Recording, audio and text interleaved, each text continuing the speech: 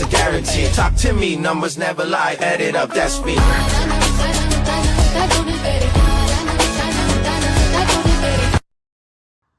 Sir एक favourite place आपकी जो जहाँ पर जाके आपको एकदम बढ़िया सुकून मिलता हो। मेरा फेवरेट प्लेस मैं इतना तो देखो घूमा हुआ नहीं हूँ, लेकिन मैं चाहता हूँ कि मैं अपने उत्तराखंड, हिमाचल, कोई बर्फ़ में जाके 2-4 दिन या फिर कुछ महीने वहाँ बिताऊँ। और एक जगह मुझे बहुत पसंद आई थी उससे पहले, एक है सिक्किम में। सिक्किम मुझे बहुत पसंद आई। मैं सोचता भी था कि मैं वहाँ पे रहूँ, वहाँ रूम ले लूँ और वहीं पढ़ाई कर लूँ। तो वहाँ उस टाइम में सोचता था ये चीज़ें, लेकिन मतलब सिमिलर है, जैसे उत्तराखंड हिमाचल हो गया उसी हिसाब से ये अपना सिक्किम भी ऐसा ही है, मतलब सिमिलर।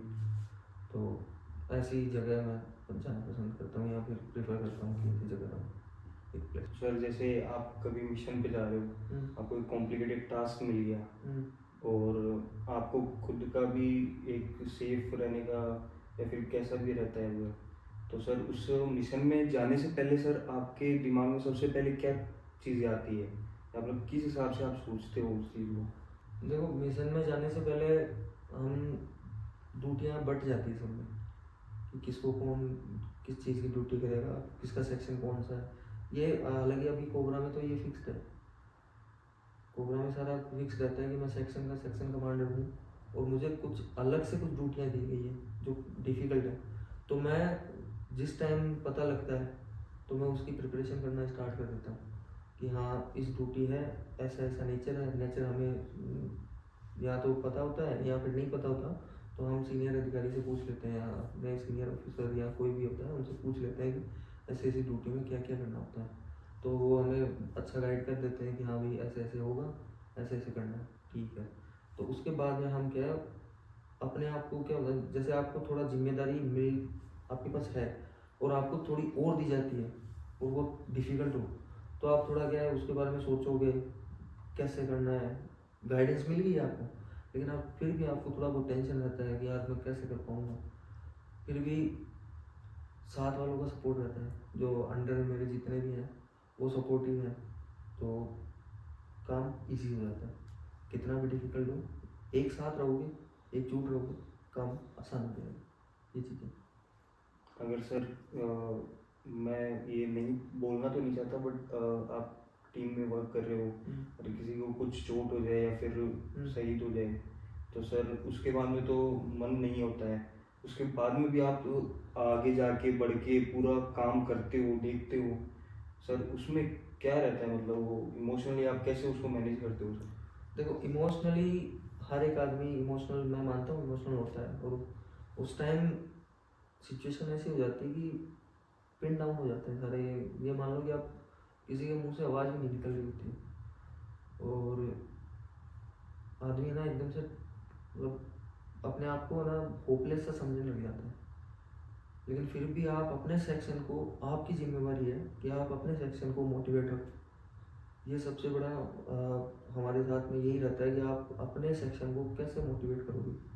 अच्छा, इंजर्ड हो जाते हैं, हम उनको लेके आते हैं साथ में, ऐसा है नहीं है, मतलब मोस्ट ऑफ द टाइम यही होता है कि आपको उसको लेके आना ही पड़ेगा। और चॉपर की व्यवस्था होती है, लेकिन कई बार क्या होता है जैसे एरिया इतना अच्छा नहीं होता है कि चॉपर अलाउ नहीं होता है, तो हमें उस इंजर्ड पर्सन को लाना ही पड़ता है अपने कंधे पे बिठा के। तो यही मतलब ये ऐसा ही है कि आपको लाना ही पड़ेगा उसको, आप छोड़ नहीं सकते, और वहीं आपका कैंसिल हो जाता है, आप आगे नहीं बढ़ पाते। तो हमारा यही है, इंजर्ड कोई नहीं होगा, सभी अपना ध्यान रखेंगे और सेक्शन कमांडर स्पेशली अपने सेक्शन का ध्यान रखेंगे। और शहीद वहीद होने का देखो ऐसा है, अभी तक तो इंसिडेंट ऐसा हुआ नहीं। काफ़ी अच्छा मेरे को टीम मिली है, काफ़ी अच्छा मेरा सेक्शन है, अच्छे काम कर रहा है। और ऑब्जर्वेंस होती है, ऑब्जर्वेंस आप जितना ऑब्जर्व करोगे ना चीज़ों को, उतना आपके लिए फ़ायदा है। अगर आप ऐसे ही विदाउट ऑब्जर्व करे हुए चल रहे हो तो आप कहीं ना कहीं मार पाओगे। सर CRPF SI की क्या ड्यूटी रहती है वर्सेस कोबरा कमांडो की क्या रहती है? देखो, आप ऐसा ही हो, आप सीआरपीएफ में भी ऐसा ही का ही पार्ट कोबरा है, तो आप उसमें भी ऐसा ही हो, तो ऐसा कुछ अलग नहीं है। वो उसी का ही एक अलग पार्ट बनाया गया है कि आप स्पेशल टास्क फोर्स के टाइप में होता है, ये है पुलिस ही, वही रिजर्व पुलिस फोर्स, लेकिन उसका एक अलग पार्ट बना दिया गया है जो अंदर जाके लीड कर सके किसी चीज़ को, या फिर मतलब अपने कैंप से दूर जा सके, बहुत ज़्यादा दूर कि आप मतलब एक्सपेक्ट न कर सको वहाँ तक। ड्यूटियाँ भी टफ होंगी, ट्रेनिंग आप करके आई हो तो आपको पता है कि ड्यूटी ऑफ नेचर कैसा होगा। तो ये चीज़ें हैं कि कोबरा सीआरपीएफ और कोबरा अलग नहीं है, ये दोनों पार्ट दोनों ही जुड़े हुए हैं, सीआरपीएफ से ही निकल के कोबरा ही है। क्योंकि एक कांड हुआ था उसके बाद में, सॉरी डिस्क्लोज नहीं कर पाऊँगा, लेकिन एक कांड हुआ था सीआरपीएफ में, उसके बाद से कोबरा को खड़ा किया गया था कि इनको हम अलग से ट्रेनिंग देंगे जो उन चीज़ को फेस कर सके। तभी सीआरपीएफ से कुछ चुनिंदा लोगों को लेते हैं, या फिर ऐसे लोगों को लेते हैं जिनमें उनको लगता है कि हाँ ये इस लायक है, या फिर इसको हम इस लायक बना देंगे, ऐसे लोगों को फिर चूज किया जाता है। या फिर कोई अगर विलिंग जाना चाहता है तो वो विलिंग भी आ सकता है, इसमें विलिंग का भी ऑप्शन है। तो सीआरपीएफ से कुछ लोगों को लिया जाएगा, उनको स्पेशल ट्रेनिंग की जाएगी, करवाई जाएगी, उसके बाद देन आफ्टर उनको कोबरा में लिया जाएगा। क्योंकि इनका क्या है, अलग से आप अलाउंसेस वगैरह अलग हो जाएंगे, आपकी ड्यूटी अलग हो जाएगी, ये सब चीज़ें रहती हैं। और एज ए आप बोल रहे हो एसआई ड्यूटी, तो सीआरपीएफ में क्या होता है, एसआई की ड्यूटियाँ आप एडम भी आपको काफ़ी सीखने को मिलेगा, एडम ड्यूटियाँ उसमें ज़्यादा मिलेंगी, और कोबरा में आपको एडम ड्यूटियाँ सीखने कम मिलेंगी। जैसे आप ओप्स में रहोगे, आप एक सेक्शन को लीड करोगे तो लीड करोगे, तो उसमें आप वही ओप्स का ज़्यादा आपको नॉलेज रहेगा। और सीआरपीएफ में जीडी बटालियन बोलते हैं उनको, उनमें आप एडम प्लस उसी साथ साथ आप एडम का भी सीखते रहोगे, तो आप इन फ्यूचर आपको दिक्कत नहीं आती। क्योंकि आप कोबरा ऐसा है ना, उसी में ही है, 3 साल होते हैं कोबरा के, वैसे पहले 5 होते थे, अभी 3 कर दिए, तो जाना तो आपको सीआरपीएफ में ही है। ये तो आप इसमें एज ए डेपुटेशन ही आए हो, तो देन आफ्टर कोबरा होने के बाद में आपको जाना तो सीआरपीएफ बटालियन, तो आपको एडम ड्यूटियाँ भी सीखनी है। और ऐसे ही काम है जो आपको करने हैं, मतलब सिमिलर होता है, उनमें कुछ ज़्यादा डिफरेंस नहीं आता है। आपने कोबरा कब चूज़ की थी, सेलेक्ट करी? ये मैंने अपने बेसिक ट्रेनिंग जब मैं कर रहा था, तो उस टाइम हमारे कोबरा के बारे में हम जान चुके ही थे उस टाइम, मैं 9-10 महीने हो गए थे बेसिक ट्रेनिंग कर, मतलब कंटिन्यूस चल ही रही थी। तो उस टाइम क्या होगा, कोबरा में एसआई की जो पोस्ट थी वो काफ़ी हद तक सारी नील हो रखी थी, तो उनको क्या है नए एसआई भर्ती चाहिए, और वो भी यंग सारे। तो उसी में कमांडेंट सब आए थे उस टाइम, तो वही उन्होंने बोला था कि आप आओ तो विलिंग, नहीं आओ तो आपको बाई ऑर्डर बुला लूँगा मैं। तो सोच के डर भी लगा था कि यार अगर नहीं दिया तो ये बुला लेंगे, लेकिन हमारा माइंड क्लियर था कि हमें जाना है। हमने फर्स्ट जब उन्होंने बोला था कि आप एप्लीकेशन देना चाहते हो, तो हमने हाथ खड़ा किया था कि हम एप्लीकेशन विलिंग देंगे, क्योंकि हम जब फोर्स की नौकरी कर ही रहे हैं तो वो चीज़ें देखें ना जो एक्चुअल में हमें जो देखने को मिलेगी, जो फाइट है, जो आप बैटल ग्राउंड में क्या एक्चुअल में होता है, आप एकदम से नज़दीक जाके देखोगे, यहाँ आप दूर से देख रहे हो, आप उसी चीज़ को नज़दीक से जाके देखोगे तो आपको उस एक्सपीरियंस मिलेगा, आप कुछ चीज़ें सीख पाओगे, कैसे ऐसी सिचुएशन में आपको अपने आप को हैंडल करना है, अपने सेक्शन को हैंडल करना है, अपने बडी को हैंडल करना है, तो काफ़ी चीज़ें आपको सीखने ही मिलेगी इन चीज़ें आप प्रोग्राम में जाओगे तो। सर आप फ्री टाइम में क्या करना पसंद करते हो सर? फ्री टाइम में मैं पढ़ना पसंद करता हूँ, क्योंकि जब भी मेरे को फ्री टाइम मिलेगा मैं कुछ ना कुछ पढ़ता ही रहूँगा, कुछ ना कुछ अपने आप को अपग्रेड करता रहूँगा। और बाकी मेरे को ये है कि जब तक मेरे को सर्टिफिकेशन नहीं मिलेगी, इन द सेंस कि हाँ मेरे को कुछ हायर ग्रेड नहीं मिलेगा, या फिर मेरे को अच्छी एक प्लेस नहीं मिलेगा कि हाँ यहाँ मैं सेटिस्फाई, तब तक मैं जब तक मेरे को फ्री टाइम मिलेगा मैं वो करता रहूँ, चाहे मिले ना मिले, नहीं वो उसके लिए तो टाइम निकाल भी लेता हूँ। जब मेरे को ऐसा लगता है ना कि हाँ भाई यहाँ पे मेरी कोई ज़रूरत नहीं है, तो मैं उस टाइम को उस पढ़ाई में यूटिलाइज करने की कोशिश करता रहता हूँ ऐसा। सर क्या ड्यूटी के टाइम पे या फिर घर वालों की तो याद तो आती होगी सर? हाँ देखो ऑब्वियस सी बात है, अपने इंडियन कल्चर में ये चीज़ें तो जाहिर सी बात है आती है, तो आती है, लेकिन क्या करें उस टाइम ड्यूटी ऑफ नेचर ऐसा ही है कि आपको इंटरनेट की सुविधा मिलेगी नहीं, ना आपको नेटवर्क मिलेगा कि आप अपने घर पे बात कर पाओ। तो मैं क्या है जाने से पहले अपने घर वालों को इन्फॉर्म कर देता हूँ कि मेरा 2 दिन का ड्यूटी है तो मैं बात नहीं कर पाऊँगा, या 4 दिन का ड्यूटी है मैं बात नहीं कर पाऊँगा। तो घर वाले को भी एक मिल जाता है कि हाँ भाई ठीक है वो ड्यूटी गया हुआ है तो वो बात नहीं कर पाएगा। हाँ अगर मैं नहीं बता के गया हूँ तब वो पीछे से फ़ोन करेंगे, लगेगा नहीं तो उनको टेंशन हो जाती है। तो मैं क्या करता हूँ पहले उनको बता देता हूँ कि मैं अभी आउट ऑफ स्टेशन रहूँगा या ड्यूटी पर रहूँगा, 2-3 दिन बात नहीं हो पाएगी, तो वो अपने आप को मैनेज करके रखते हैं उस हिसाब से। और सर जैसे कि अपन कई मूवीज़ में देखते हैं या फिर कभी कभी किसी को भी अपन देखते हैं सोसाइटी के अंदर, जैसे ही सबको तो नहीं बोल सकता मैं, कुछ कुछ होते हैं तो वो किसी पे ब्लेम करते हैं, किसी फोर्सेस वालों पे या फिर जिनको भी अपन माने गवर्नमेंट सेक्टर्स के अंदर होते हैं, तो उनको सामने वाली पार्टी होती है या फिर कोई भी होता है उनको कुछ ऑफर करता है और वो उस चीज़ को डिनाई कर देते हैं एज अ वो होनेस्ट रहते हैं। तो सोसाइटी में कुछ लोग होते हैं जो उसको इडियट मानते हैं कि यार इतना अच्छा ऑफर मिला था, पागल है ये। उसके बारे में आपका ऑनेस्टी के बारे में क्या कहना है? देखो फोर्स का जहाँ नाम आ जाता है वहाँ ऑनेस्टी आपको मिलेगी ही मिलेगी। मेरे को नहीं लगता कि मेरी अभी 3-4 साल सर्विस हो गई है तो मैंने तो ऐसा कोई केस देखा नहीं, और उसमें आपको ऐसी चीज़ें ना तो सिखाई जाती हैं, और ये ज़रूर है कि आपको उनसे डील कैसे करनी है उस टाइम में, आप कैसे उनको डील करते हो और कैसे अपने आप से मोटिवेट रहते हो कि हाँ भाई मैं ऐसे आएगा मेरे पास तो मैं कैसे डील करूँगा उससे, ये आपको बेसिक में सिखाया जाता है। और ये चीज़ कोर्स में तो आपको कहीं भी नहीं मिलेगी कि हाँ ऐसा कुछ लेन देन हो रहा है या फिर कुछ इलीगल ऐसा कुछ चल रहा है, मेरे ख्याल से तो ऐसा कुछ नहीं है। और बस इतना ही। सर आप हमारे स्टूडेंट्स जो है जो इस वीडियो को देख रहे हैं, जो फोर्सेस इंडियन फोर्सेस को ज्वाइन करना चाहते हैं, उनको सर स्टडी प्लान या फिर कुछ स्ट्रेटेजी आप कुछ शेयर करना चाहो?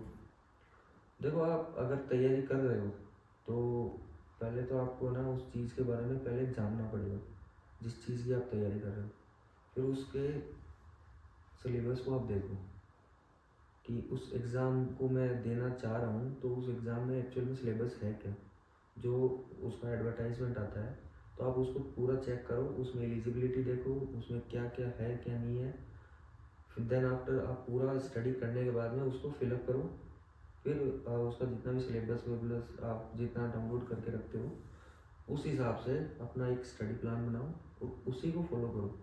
ये नहीं है कि आप हर 2 महीने 3 महीने उस एक स्टडी प्लान से पढ़ रहे हो और चेंज कर रहे हो, नहीं, एक प्लान हो गया तो आप उसको कंटिन्यू रखो, क्योंकि कंटिन्यू रखोगे और उसी में कंसिस्टेंसी से रखोगे तो आप आगे बढ़ते जाओगे, वरना आप चेंज करते रहोगे तो ना तो इधर के रहोगे ना उधर के रहोगे, तो आप सीधा बीच में रह जाओगे, ना इधर ना उधर। ये चीज़ कंटिन्यू रहो, एक प्लान बना लो अपना, उसी पे चलते रहो, ज़्यादा इधर उधर नहीं भागना है, या ज़्यादा जो टीचर होते हैं उनके पीछे भी नहीं भागना है कि वो अच्छा है ये अच्छा है, एक को पकड़ लो बस, एक के पीछे।